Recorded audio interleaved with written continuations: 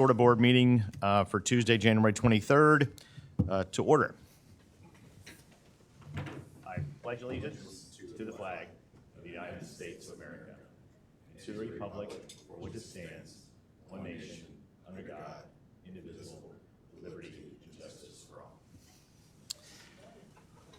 All right, thanks to everyone for braving the rainy weather. Not quite as cold as it could have been, so that's wonderful for all of us that the roads were in reasonable condition, if not perfect, a little slow. I did want to start off the meeting with a brief statement. On behalf of each of the board members of the SORTA board, we do want to extend our condolences regarding the tragic incident involving one of our buses a week ago. Our thoughts and prayers are certainly with the Kinney family and with all involved. I do want to hope that everyone can understand that as this incident is still being investigated by Cincinnati Police Department and SORTA's own internal departments, we really can't answer any questions about the situation right now, but again, our hearts go out to the family. With that in mind, we have one request for hearings from citizens. If anyone wanted to comment but didn't get a chance to sign up, please let me know. But we'll call up Dan Winter. Oh, I'm sorry, I can't.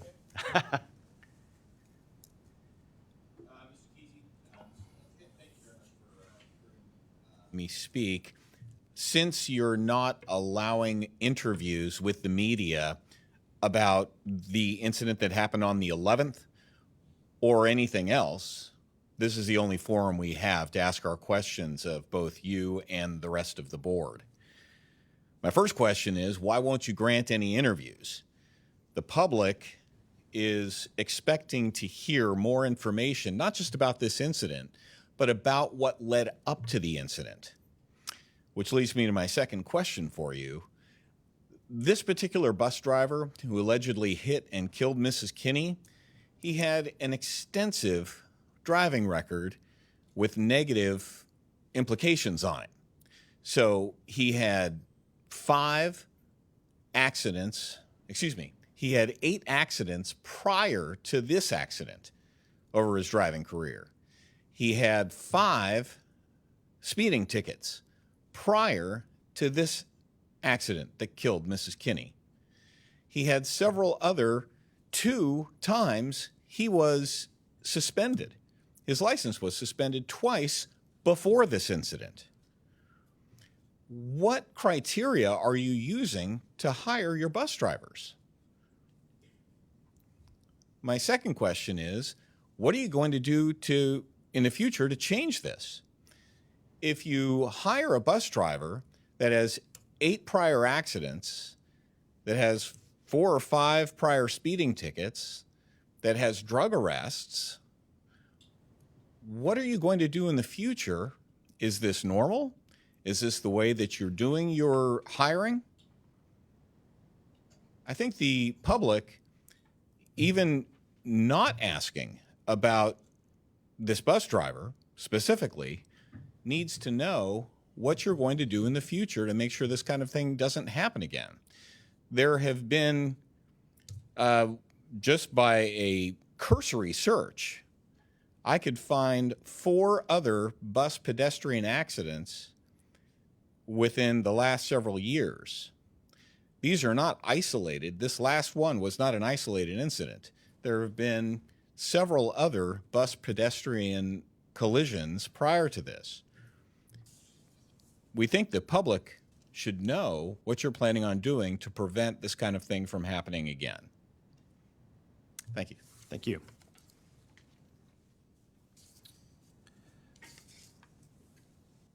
We'll move into action items. So the first order is the approval of the board minutes from December 12th.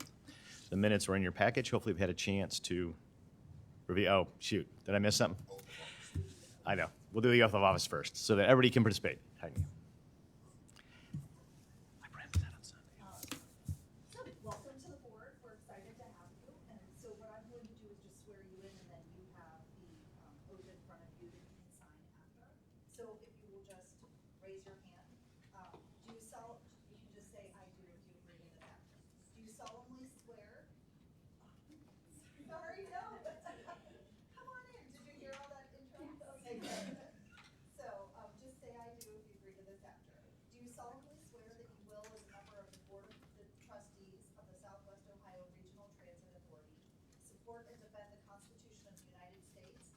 Constitution of the State of Ohio, that you will honestly, faithfully, and impartially perform the duties of your office, that you will not be personally interested, directly or indirectly, in any contract let by SORTA, that you will not violate or knowingly permit to be violated any of the statutes of this state covering the operation of a transit authority, and that you will perform the duties of your office to the best of your ability, so help you God.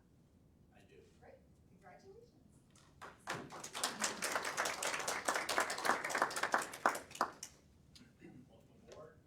Sorry.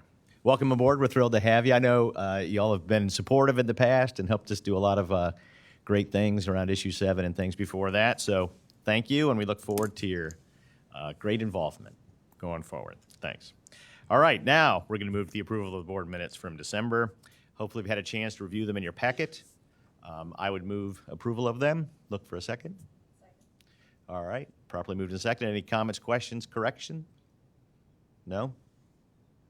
All in favor? Aye. Any opposed? Okay. I was looking to make sure it wasn't a roll call. All right, we're going to go to finance. I believe, Dan, you're picking up for Sonia. Did you know that? That's right. Okay. Sonia is not able to make it today, but I'm happy to report out from the Finance Committee meeting. We really had one. We have one action item. It's relating to Clark Schaefer Hackett did an audit on SORTA's investment policy, and you'll see two documents: the revised document without the red lines and the revised document with the red line in your packet. Exhibit 3 in particular, you'll see a lot of entities that could conduct investments for SORTA. The main recommendation from Andy at Clark Schaefer Hackett was to reduce that number of entities that provides investments to the ones that we actually use rather than the ones that could conduct the investments. So that of all the red line items in there, that's the most noticeable. And just to update it to reflect best practices, they eliminated the Secretary Treasurer and put CFO or the designee of the CFO in that in our investment policy. You'll see that throughout, but mainly on page 2 of 8. So I'd recommend that we approve this investment revision, and I'm looking for a second. Chelsea seconds. All those. Properly moved and seconded. I do have a comment. So Sorry. effectively, we're just trying to make sure that we match the ORC language. Is that at a high level? And I think everyone realizes, and for the new board members, that we're somewhat limited in what we're allowed to invest funds in, right? To be very conservative, to ensure that the taxpayers' money is well taken care of. So continue to line that up. I know every once in a while, right, folks get excited about interesting investments we could pursue. We can't. So pretty narrow. Any other questions, comments? No? All in favor? Or is it a roll call? So all in favor? Okay. All in favor, say aye. Aye. Any opposed, say right. Okay. Anything else? That is all. Andy will report out investments later on in the meeting. Great. Thank you. Thank you. Okay. Mr. Etheridge, planning and operations. Thank you. We had a good planning and operations meeting. The news, there was probably too much to cover here, but a few highlights. 32 years in a row on a finance award. Pretty impressive. Good job, finance team. A $5 million grant from OKI for bus stops. We had a bus expo with procurement, particularly focused on supporting XBE vendors in December. The maintenance team is teaming up with Miami University to use some data and analytics to improve our maintenance procedures or practices. Of course, we provided many buses for the Martin Luther King Day events. And note on your calendar is February 20th is the infrastructure signing ceremony. So make sure you're aware of that's coming up. We also went over service quality, reviewed last year. A lot of metrics, I can't go through all of them, really mapping up to the goals and sometimes exceeding goals. And then we talked about what we're focusing on for this year. We will be reviewing those in planning and ops on a quarterly basis, so please make sure to come and participate in that, particularly focusing on operators, OTP, and maintenance in the year to come.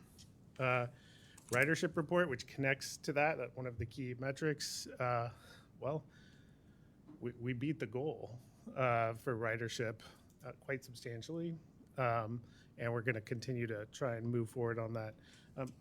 Not quite 1 million rides over goal, right? But about 900,000, but nearly 1 million. We can round it up. Worth stopping for a moment. That people are really choosing our service.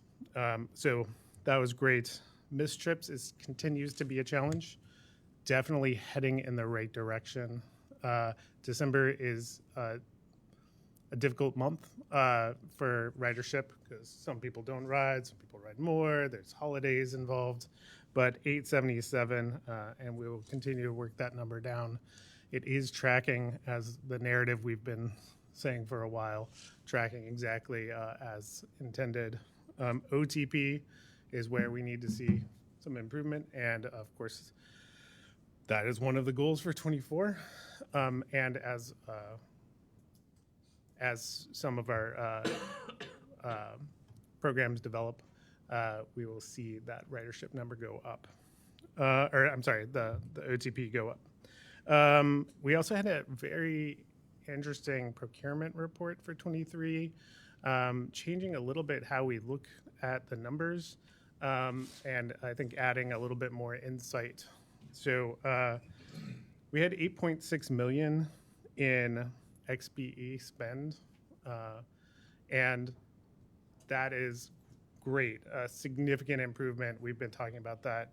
And that accounts for 9.4% participation rate. But then when you adjust it and you say addressable spend, it's really 19.8%. So we're going to continue to look at those numbers. If anybody wants to come to Planning Ops, we'll continue to look at that over the next year. And addressable spend means take the bus purchases out? Is that the biggest? Yes. Because there's only so many, okay. And a few other things, but basically spend where we cannot Right. Get XBE in. So really appreciate that procurement insight and the procurement team continuing to add insight so we know what's going on. We do have some action items. So they are all on the consent agenda. I'll go over them very quickly and do that as part of a motion that we pass. So the first is executive. Oh, sorry. I did. I start to lean back. My bad. Executive coaching services. So we've had this actually in place. So this is a modification. And what we're doing is reaching down to another layer of management for executive coaching. That's 882022. General planning and consulting services.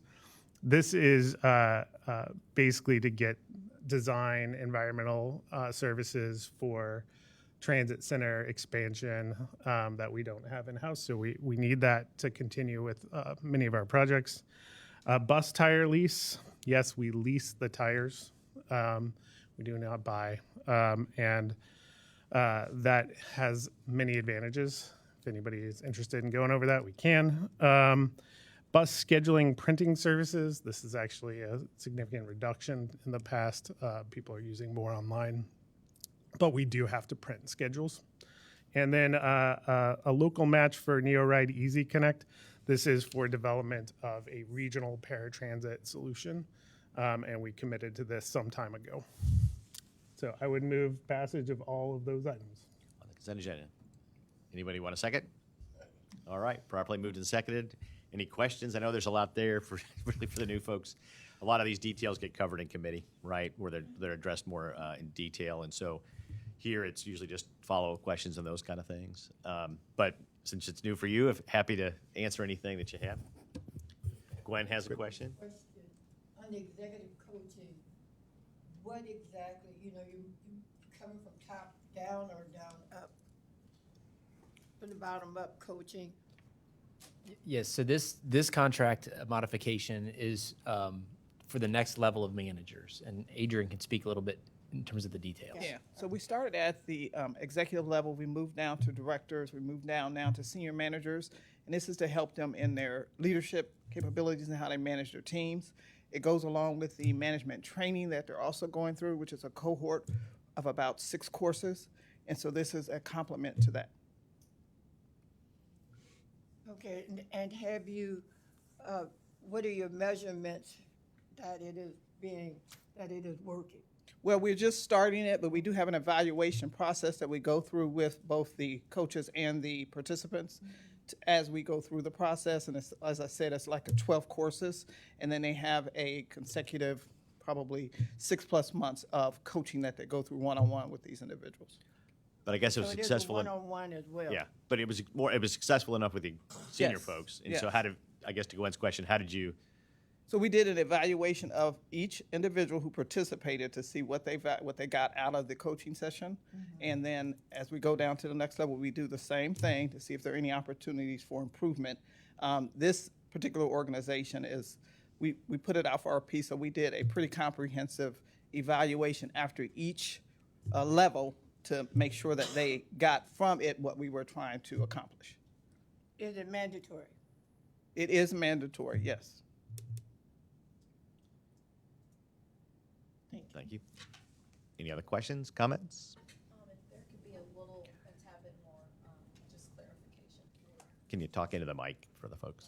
Actually, turn it on first. Okay, yes, turning it on helps too. Doesn't want me to turn it on. Oh, there it is. So just some more clarification around HDR engineering and that award. It's a 2-year award, not to exceed $900,000, but a portion of that is XBE. I guess already identified. If you could just get some more information on that and share with the public on why it looks like that. Sure. I can answer the first part of that question, and I'll ask Mr. Edmondson to answer the second. This is essentially an on-call contract. We have multiple transit centers that are in the development phase that requires NEPA work, National Environmental Policy Act, so environmental documentation, engineering, and design. We don't have those capabilities in-house, so we went through a procurement process to identify a qualified vendor. As we have specific individual projects, we then negotiate a scope with them and a cost with them to do that specific scope of work. And then this $900,000 is a not to exceed figure over the next 2 years as we work through the development of those projects. With respect to the $180,000 of XBE spend, I'll turn that to Mr. Edmondson. HDR has pledged to spend 20% of the cost of the contract or the cost of each individual task order in the aggregate. They've pledged 20% XBE participation for all of those activities. Since it is an IDIQ contract, we're not sure how many task orders there will be or how much spend there will be, so we'll track XBE participation on a task-by-task basis. Any other question? No? Let's vote. Mr. Bryce? Yes. Ms. Clark? Yes. Mr. Etheridge? Yes. Mr. Driehaus? Yes. Mr. Cussy? Yes. Mr. Kelly? Yes. Mr. Metz? Yes. Ms. Moss? Yes. Ms. Robinson? Yes. Mr. Smith? Yes. And Ms. Karleski? Ms. Karleski is out of county. My apologies. Correction. Okay. Well, for the new folks, you did great voting, and thank you. That passed. All right. Any other? Concludes planning. Okay. Thanks, Blake. Any other questions about planning and ops? And I want to get ahead of Daryl here, but I think the missed trip number is going to look a lot better for January. So, right? We're trending in the right direction. We're excited about that, and so great that we continue to fill out the staffing and make that possible. So, all right, financial results. All right. Thank you, Mr. Chair. We will cover the financial results for the month ending December 31st. As you all know, that is the end of the calendar year is also the end of our fiscal year. These are preliminary year-end results. We do a period 13 during the external financial audit.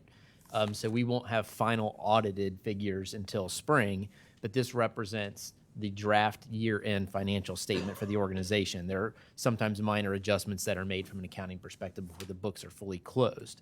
So with that caveat, if we turn to page 4, we look at passenger revenue. As expected, December passenger revenue is a little bit less than we see in October and November. That is largely driven by the reduction in service related to holidays and fewer days at school. So the amount of passenger revenue collected in December was on plan.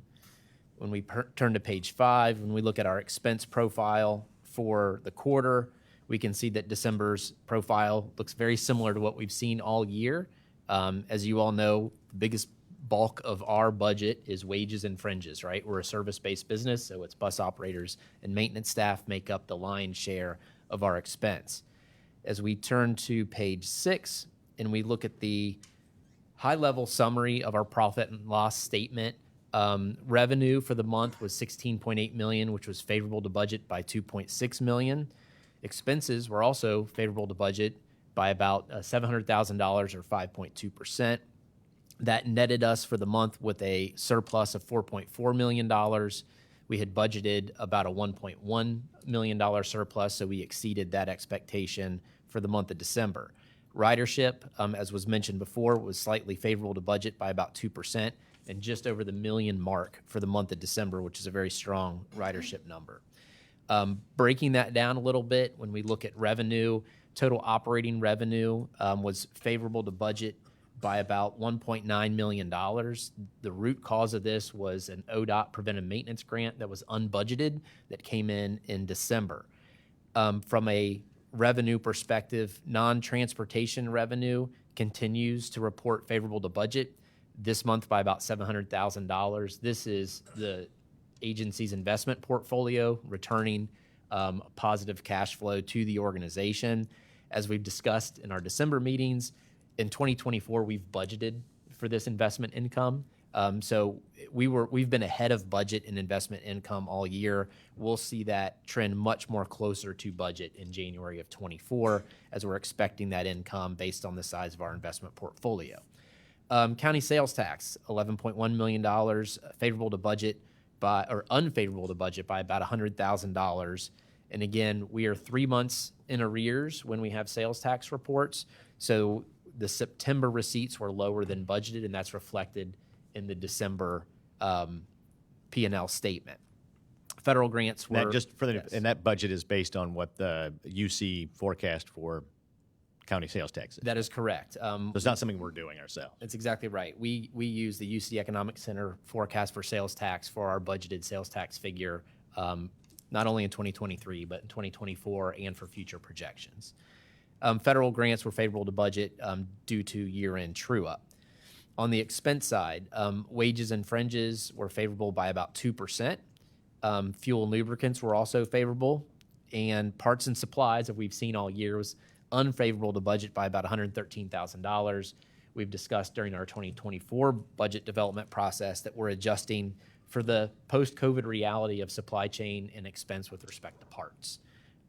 More to follow on that as we work our way through the 2024 budget. If you turn to page 7 with the kind of detailed P&L, just one point that was made in committee that I believe that is worth reporting again. Mr. Etheridge talked about the fact that we ended the year at 13.1 million total rides, where we had budgeted or projected about 12.3 million. We compare that to our actual figure from 2022. We ended the year at 9.9 million rides actual in 2022. We ended at 13.1 million actual in 2023. So over a 32% increase in ridership for the calendar year, which is pretty staggering. When we butt that up against our expense profile, we ended calendar year 2022 with $140 million of actual operating expense. And we ended calendar year 2023 with about $145 million of actual operating expense. So we're looking about a 3.7% increase in operating expense with a 32% increase in ridership. We're feeling very good about our 2024 budget profile and projections. You know, with every month we get in, we learn a little bit more.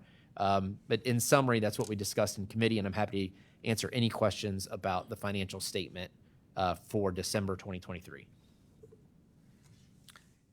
And certainly on the ridership, right, we're running well ahead of any national trends in terms of recovery from the pre-pandemic numbers. And so all the things that Blake was talking about contributes to that. And so, you know, I think it's really, really great news. Okay.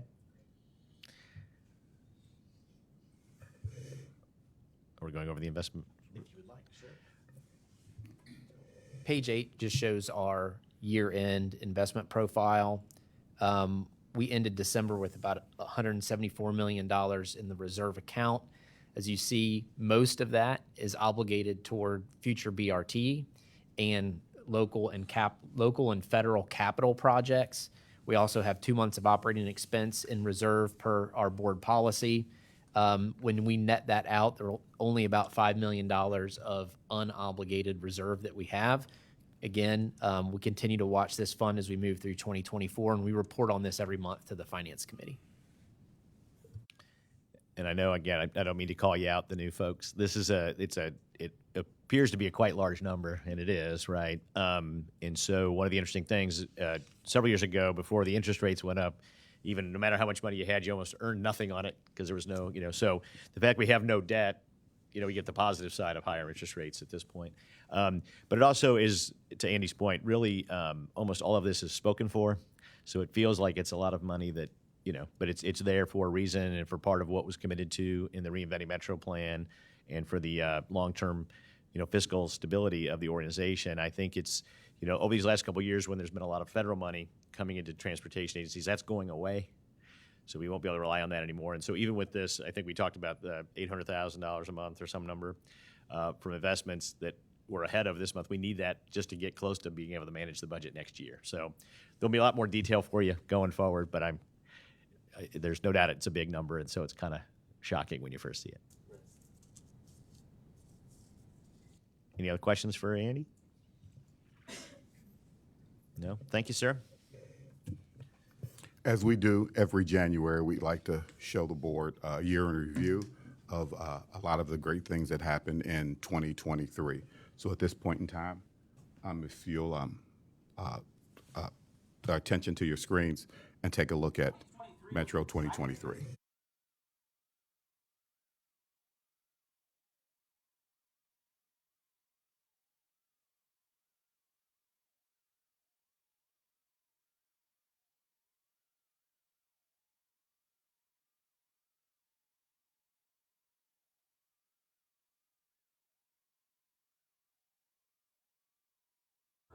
Increasing access to healthcare, grocery shopping, and other quality of life services in the Sharonville, Springdale, Mount Healthy, and Northgate areas.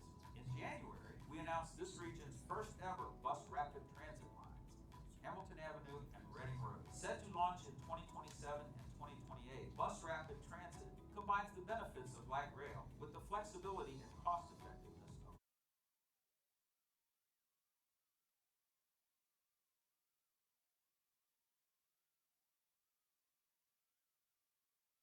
outreach, checking in with the community along each line to gather feedback to better serve those communities by each rapid transit line in the future.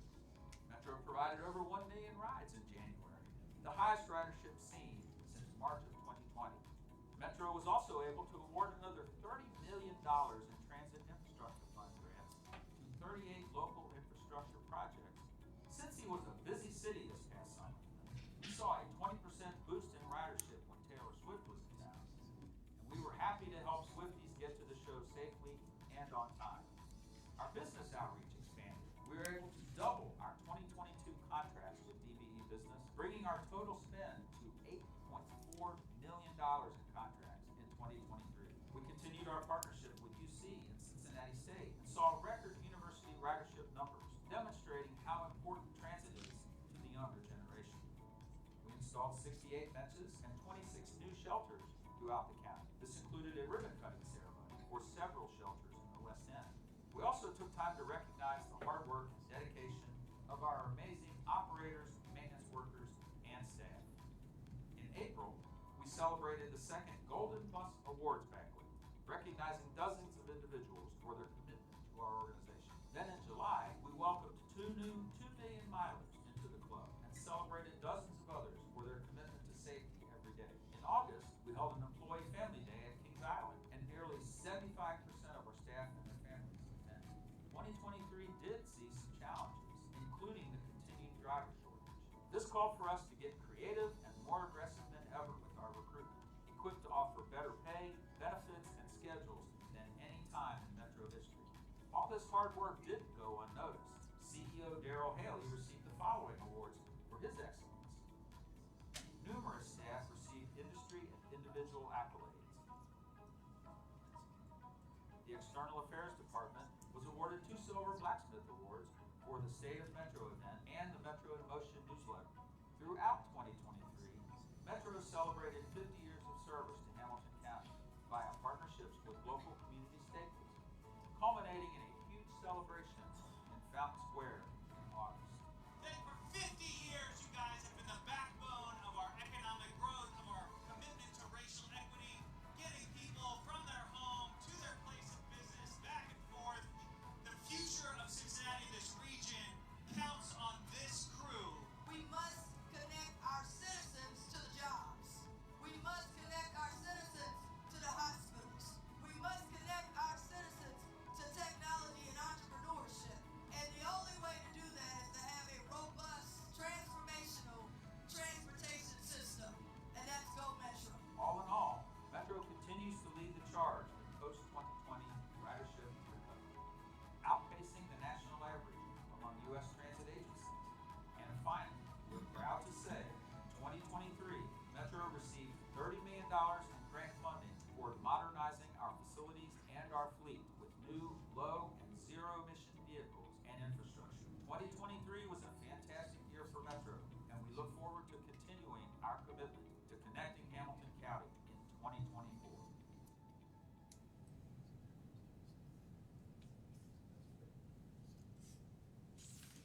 That's great, right? We had a lot of great things done last year, and right, we've come a long way, but we have a long way still to go for sure. But thank you, and thank you to the team, staff, and at Metro. You're doing wonderful work in the community. We appreciate it. All right, Gwen, you're up. Oh, great. Glad I'm up. It was going to be hard because they had warned me last night that it was going to be an ice storm today.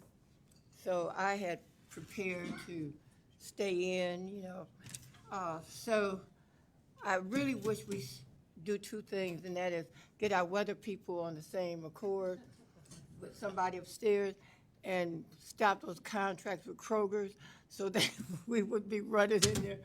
But anyway, I'm glad it turned out like it did this morning because we're here, and this is the right time. Especially for the new board members and even some that are not so new. We're required to identify board leadership each year, and we've typically have done it in January. But our current board chair is Craig Cassey, and our vice chair was Ms. Allison Burton, who stepped down at the end of 2023. And then we have some new ones today, and I'm really proud and honored to have you come aboard. And there's a lot to learn. There's a big learning curve. But we also are waiting for a 2024 appointment from the city that we haven't received yet. So with this in mind, I suggest that we keep things as consistent for now, but revisit leadership this spring after all the 2024 appointments are made. It would be unfair for you to make have a vote today and you don't know all the candidates yet. So I'm making that motion that we therefore nominate Craig Cassey to continue as the chair and that Blake Etheridge as our vice chair of the SORTA board until such time. And I need a second to that motion. Second. Seconded twice. Yeah, so slight modification because this is the sort of the first cycle since the levy passed and the board membership changed. All the terms are coming up at the same time, and so A lot going on. right. So this is temporary for a couple of months is what the proposal is. But we should talk about it if there's questions, comments, concerns, right? Yeah.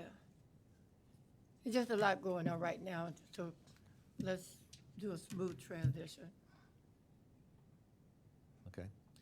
If no comments, questions, concerns, then I think is it roll call?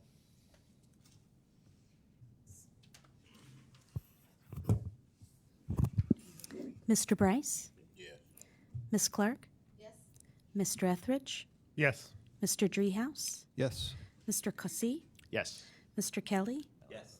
Mr. Metz? Yes. Ms. Moss, Yes. Ms. Robinson, and Mr. Smith. All right, thanks. Thanks for continued confidence, and we'll see if we can get through the rest of these appointments. Any new business anybody needs to bring up today before we have our final topic? No? All right, then I would move that under section 121.22G3, conferences with an attorney for the public body concerning disputes involving the public body that are subject of pending or imminent court action, that we move into executive session. Moved and seconded.